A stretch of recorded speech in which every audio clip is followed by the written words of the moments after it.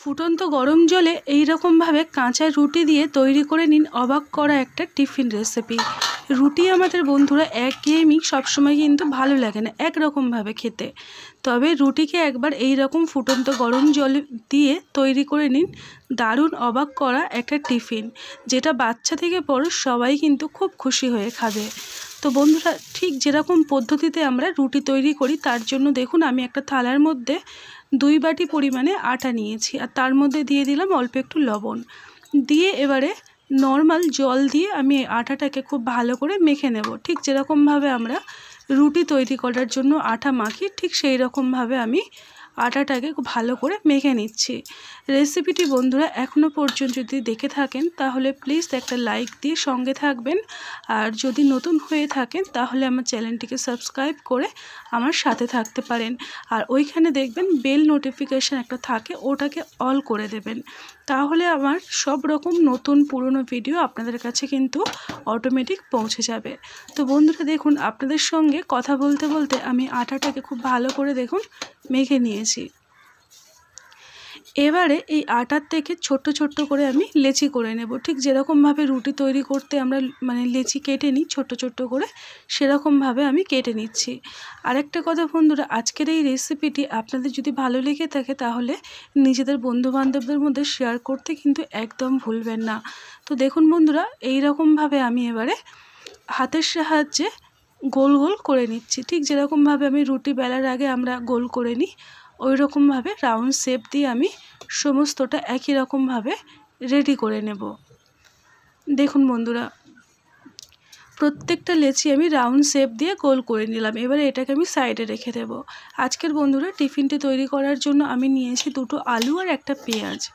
আমাদের বন্ধুরা সবসময় দেখবেন রুটি আলু ভাজা বা রুটি সবসময় কিন্তু একই রকমভাবে ভালো লাগে না খেতে, তো মাঝের মধ্যে ফুটন্ত গরম জলে ওই রকম রুটিগুলো বেলে আর ছেড়ে দেবেন, দিয়ে দেখবেন দারুণ একটা টেস্টি টিফিন তৈরি হয়ে যাবে, যেটা বাড়ির বড় থেকে ছোট সবাই কিন্তু আপনাকে এতটা টেস্টি হবে বারে বারে বানানোর জন্য রিকোয়েস্ট করবে। তো বন্ধুরা দেখুন, আলুগুলো আমি এইরকম লম্বা লম্বা করে আলু ভাজার মতো করে কেটে নিচ্ছি। সমস্ত আলুগুলো আমার কাটা হয়ে গেছে। এবারে আমি আলুগুলোকে দেখুন একটা বাটির মধ্যে জলের মধ্যে রেখে দিলাম। এবারে পেঁয়াজটাকেও লম্বা লম্বা ঝুরি ঝুরি করে আমি কেটে নিচ্ছি। এই রেসিপিটি বন্ধুরা ভীষণ টেস্টি খেতে হয়, আপনারা কিন্তু একবার দেখলেই আপনারা বানাতে পারবেন। দেখুন বন্ধুরা, পেঁয়াজগুলোকে আমি ঝিরে ঝিরে করে কুচিয়ে নিচ্ছি। এবারে পেঁয়াজটাকেও আমি একটা বাটির মধ্যে তুলে নিলাম, তার সঙ্গে আলুটাকেও দেখুন আমি রেডি করে নিলাম।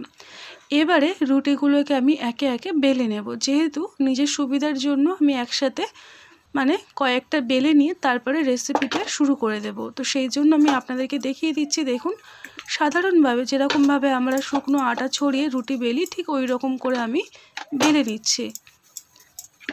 আপনারা যেমন রুটি খান, যদি মোটা মনে করেন মোটা খাবেন তাহলে সেরকম করে করবেন, অথবা পাতলা পাতলা রুটির মতো করে বেলে নিতে পারেন। আমিও দেখুন শুকনো আটা ছড়িয়ে একদম পাতলা করে আমি রুটিগুলোকে বেলে নিচ্ছি। বন্ধুরা দেখুন, রুটিগুলো ঠিক এই রকম পাতলা করে আমি বেলে নিলাম। এবারে এটাকে কোনো রকমভাবে সেঁকবো না, না সেঁকেই আমি এই রুটি দিয়ে আজকে টিফিন তৈরি করব। দেখুন বন্ধুরা, একে একে আমি রুটিগুলোকে মোটামুটি বেলে একটা প্লেটের মধ্যে রেডি করে নিচ্ছি। এবারে চলে যাব কড়াইটা গ্যাসের মধ্যে বসিয়ে দিয়েছি, দিয়ে কড়াইয়ের মধ্যে আমি কিছুটা পরিমাণে জল দিয়ে দিলাম। জলটাকে গরম হওয়া পর্যন্ত অপেক্ষা করতে হবে, তার জন্য আমি ঢাকনা দিয়ে দিলাম। ঢাকনা দিয়ে রেখেছিলাম কিছুক্ষণ, তারপরে ঢাকনাটাকে আপনাদেরকে খুলে দেখাচ্ছি। দেখুন জলটা ফুটতে আরম্ভ করে দিয়েছে, ফোটা শুরু করে দিয়েছে। এবার আমি 2 চামচ পরিমাণে রিফাইন তেল দিলাম। এবারে দিয়ে আমি ভালো করে জলের মধ্যে তেলটাকে ঘাঁটিয়ে দিয়েছি। এবারে একে একে আমি দেখুন ফুটন্ত ওই গরম জলের মধ্যে রুটিগুলোকে আমি ছেড়ে দিচ্ছি এইভাবে।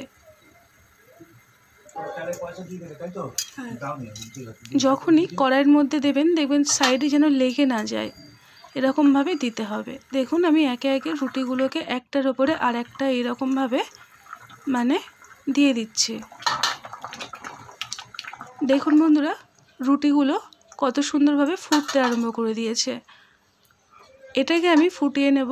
তারপরে বন্ধুরা রুটিগুলোকে আমি গরম জল থেকে তুলে আর এই রকম করে একটু ভালো করে ঠান্ডা জল ধুয়ে নিয়েছিলাম। ধুয়ে নিয়ে শুকনো শুকনো করে সেগুলোকে আমি এই রকম করে দেখুন সরু সরু করে কেটে নিয়েছি।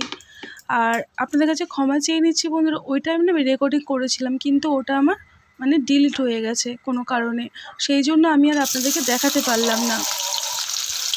এবারে আমি একটা কড়াইয়ের মধ্যে কিছুটা রিফাইন তেল গরম করে যে পেঁয়াজ আর আলুটা কেটে রেখেছিলাম সেটাকে দিয়ে দিলাম। তার সঙ্গে দিয়ে দিলাম স্বাদ মতো লবণ, হলুদ গুঁড়ো আর দিয়ে দিচ্ছি কয়েকটা কাঁচা লঙ্কা কুচিয়ে। এবারে আমি আলুটাকে নর্মালি ভাজা ভাজা করে নেব, ঠিক যেরকম পদ্ধতিতে আমরা বাড়িতে পাস্তা বা চাউমিন তৈরি করি ওই রকমভাবে তৈরি করে নিতে হবে। এটাকে আমি ঢাকনা দিয়ে কিছুক্ষণ রেখে দেব। তারপরে ঢাকনাটাকে খুলে আমি আপনাদেরকে দেখাচ্ছি বন্ধুরা, দেখুন আলুগুলো কিন্তু অনেকটাই নরম হয়ে গেছে। এবারে কড়াইটা আমি ভালো করে শক্ত করে ধরে নিয়েছি, নিয়ে দেখুন আলুটাকে আমি দেখাচ্ছি আপনাদেরকে কত সুন্দরভাবে নরম হয়েছে। এবারে আমি কি করব, এখানে ওই যে আগের থেকে আটাটা যে ছোট ছোট করে কেটে রেখেছিলাম ওটাকে আমি দিয়ে দিচ্ছি।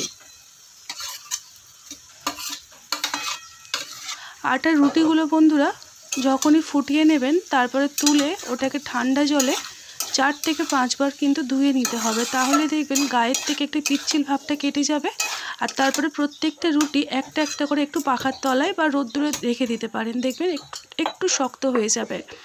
তারপরে আপনাদের নিজেদের মতো সরু সরু হোক বা ছোট্ট ছোট্ট হোক যেরকমভাবে আপনারা চাইছেন কেটে নেবেন। এবারে আমি এর মধ্যে দিয়ে দেবো অল্প একটু লবণ আর দিয়ে দিলাম একটা টমেটো গ্রেট করা।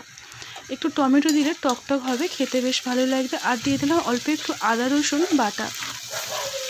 বন্ধুরা যেহেতু আমি এটা রুটি দিয়ে তৈরি করছি আটা দিয়ে, তাই এর স্বাদটা একটু অন্যরকম আনার জন্য আমি এখানে কিন্তু একটু অল্প করে আদা আর রসুন বাটা দিলাম। আপনারা চাইলে এখানে এটা স্কিপ করতে পারেন, আদা রসুন নাও দিতে পারেন। তবে আমি এগুলোকে দিয়ে এবার একটু ভালো করে ভাজা ভাজা করে নেব। দেখুন বন্ধুরা এই রকমভাবে আমি ভাজা ভাজা করে নিচ্ছি। গ্যাসের আঁচটাকে আমি কমিয়ে রেখে আর এটাকে আমি ভাজা ভাজা করে নিচ্ছি। দেখুন বন্ধুরা এবারে আমি এর মধ্যে দিয়ে দেবো কিছুটা পরিমাণে টমেটোর সস। আমি শুধু এখানে বন্ধুরা টমেটোর সসে ব্যবহার করছি, আপনারা চাইলে এর মধ্যে সোয়া সস বা চিলি সসও অ্যাড করতে পারেন। ওটা সম্পূর্ণ আপনাদের নিজেদের উপরে নির্ভর করছে আপনারা ঠিক কীরকমভাবে খেতে চাইছেন। তো বন্ধুরা দেখুন আমি এগুলোকে টমেটো সসটাকে দিয়ে একটু ভালো করে নাড়িয়ে চাড়িয়ে নামিয়ে নিয়েছি। এবারে আমি একটা টিফিন বক্সের মধ্যে ভরে নিচ্ছি, যেহেতু স্কুলে যাবে ছেলে, তো স্কুলের টিফিনে আমি এটাকে দিয়ে দিলাম। তো বন্ধুরা আজকের আপনাদের এই টিফিন রেসিপিটি কেমন লাগলো, যদি ভালো লেগে থাকে ছোট্ট একটা লাইক আর আপনার সুন্দর মতামত জানিয়ে আমার পাশে থাকবেন। যদি নতুন হয়ে থাকেন তাহলে সাবস্ক্রাইব করে আমার পাশে থাকতে পারেন। তো আজকের মতো বন্ধুরা এই পর্যন্ত, আবারও আসবো নতুন একটা রেসিপি নিয়ে, তার মধ্যে সবাই সুস্থ থাকবেন। টাটা।